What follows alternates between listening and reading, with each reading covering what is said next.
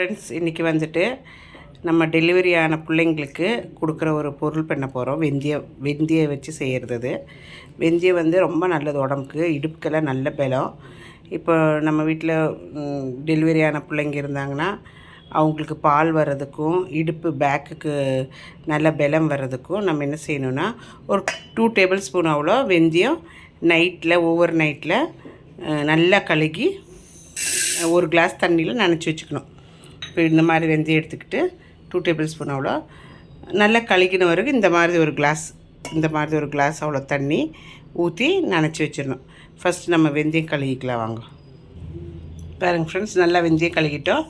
இப்போ ஒரு கிளாஸ் தண்ணி ஊற்றி இதை நல்லா ஊற வைக்கணும். நான் இப்போ ஓவர் நைட்டு ஊற வச்சுருக்கிறேன். இது காலையில் எழுந்திரிச்சு செய்யும் போது உங்களுக்கு எப்படி செய்கிறதுன்னு காணிக்கிறேன். இப்போ இது ஊறட்டும். ஒரு மூடி வச்சு ஊற வச்சுருங்க. பாருங்கள் ஃப்ரெண்ட்ஸ், ஓவர் நைட்டு நம்ம நினச்சி வச்சுருந்தோம் இல்லையா, வெந்தயம் கழுகி நினச்சி வச்சுருந்தோம் இல்லைங்களா, அது வந்து நம்ம அடுப்பில் வச்சு நல்லா வேவிச்சுக்கணும். வெந்தயம் நல்லா டிரான்ஸ்பரண்ட் ஆகிற மாதிரி வேகணும். அந்த நம்ம நினச்சி வச்ச வாட்டர் நம்ம வீசக்கூடாது. அந்த வாட்டர்லேயே தான் நம்ம இது வேவிக்கணும். இது வேவிச்ச பிறகு என்ன செய்கிறதுன்னு சொல்கிறேன். பாருங்கள் ஃப்ரெண்ட்ஸ், ஒரு பீஸு கருப்பட்டி வெல்லம் எடுத்துருக்குறேன். உங்களுக்கு வெல்லம் தேவையான கருப்பட்டி எடுத்துகிட்டு கொஞ்சம் ஒரு அரை கிளாஸ் தண்ணி ஊற்றி கொதிக்க வச்சு ஃபில்ட்ரு பண்ணி நம்ம வெந்தயத்தில் ஊற்றிக்கலாம். நம்ம அரை மூடி தேங்காய் எடுத்துருக்கிறது ஒரு மிக்ஸி ஜாருக்குள்ளே போட்டு அரைச்சி பால் எடுத்துக்கலாம். ஒரு கிளாஸ் அவ்வளோ பால் எடுத்துக்கோங்க. பாருங்கள் ஃப்ரெண்ட்ஸ், வெந்தயம் நல்லா வெந்துருச்சு. இங்கே வருங்க, வெந்தயம் பாருங்க நல்லா வெந்துருச்சு. இப்படி வெந்துடணும். வெந்துட்ட பிறகு உங்கள் வெள்ளத்தில் மண் இல்லாட்டி நீங்கள் டைரெக்டாக இது வெந்தயம் வெந்த உடனே அதுலேயே வெல்லம் போட்டுக்கலாம். என்னோடதில் மண் இருக்கிறனால நான் அதை உருக்கிட்டு அதுதான் ஊற்றிட்டுருக்குறேன். அரிச்சு எடுத்துகிட்ருக்குறேன். இது போல் நீங்களும் அரிச்சு எடுத்துக்கலாம், இல்லாட்டி டைரெக்டாக போட்டுக்கலாம். தேங்காய் பால் எடுத்து வச்சுருக்கிறேன். அதுதான் இந்த ஜல்லடையில் இருக்கிறது, சைடில் இருக்கிறதெல்லாம் தேங்காய் பால். இது தேங்காய். இப்போ இது நல்லா இலக்கி விட்டுட்டு இன்னொரு கொதி வரட்டும். ஆல்ரெடி வெந்திருக்கு. இது கொதிக்கிட்டோம். இது வந்து குழந்த பிறந்து ஒரு 10 நாளைக்கு கொடுக்கணும்.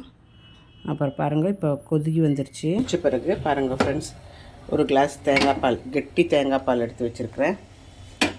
இது வந்துட்டு நம்ம அதில் ஊற்றிட்டு ஆஃப் பண்ணிடணும். அதுக்கு பிறகு கொதிக்க வைக்கக்கூடாது. ஏன்னா தேங்காய் பால் கெட்டியானது கொதிக்க வைக்கக்கூடாது, தானே பிரித்துடும். இது நீங்கள் பிள்ளைங்களுக்கு டெலிவரி ஆன பிள்ளைங்களுக்கு கொடுங்க. ரொம்ப ஹெல்த்துக்கு ரொம்ப நல்லது. குழந்தைங்களுக்கு இடுப்பு வலி, பின்ன நல்ல பால் வரும். பின்ன வயிறில் இந்த கலீஸு அங்கே இங்கெல்லாம் இருந்துச்சுன்னா எல்லாம் டேட்டெல்லாம் இருந்துச்சுன்னா எல்லாம் வெளியில் வந்துடும் இதில். ஸோ நீங்கள் கண்டிப்பாக இது ட்ரை பண்ணுங்கள் வீட்டில். ரொம்ப ஹெல்த்தியானது. இந்த மாதிரி டெலிவரியான பிள்ளைங்களுக்கு வேண்டியது ரெசிபியெல்லாம் இப்போ ஒரு 2-3 வாரம் நான் போடுறேன். நீங்களும் பார்த்து செய்து கொடுங்க பிள்ளைங்களுக்கெல்லாம். லைக் ஆச்சுன்னா சப்ஸ்கிரைப் பண்ணி கமெண்ட் பண்ணுங்க. என்னோட சேனல் ப்ளீஸ் மறக்காமல் சப்ஸ்கிரைப் பண்ணுங்க, ரஹ்மிஸ் கிச்சனு. மீண்டும் அதர் வீடியோவுடன் உங்களை சந்திப்போம். பாருங்கள், பால் ஊற்றிட்டு ஆஃப் பண்ணிடணும். பால் ஊற்றின வரை கொதிக்கக்கூடாது. இது அதுக்கு பிறகு நல்ல வெது சூடானவருக்கு வெறும் வயிற்றில் குழந்தைங்களுக்கு கொடுத்திங்கன்னா அவ்வளோ ஹெல்தி. இல்லாட்டி குளிக்கிறதுக்கு முன்னாடி கொடுத்தாலும் சரி, உங்களுக்கு எப்போ தோணுதோ அப்போ கொடுங்க. ரொம்ப ரொம்ப ஹெல்த்தியான ஃபுட் இது. மீண்டும் அதர் வீடியோவுடன் சந்திப்போம். தேங்க்யூ, டேக் கேர், பாய்.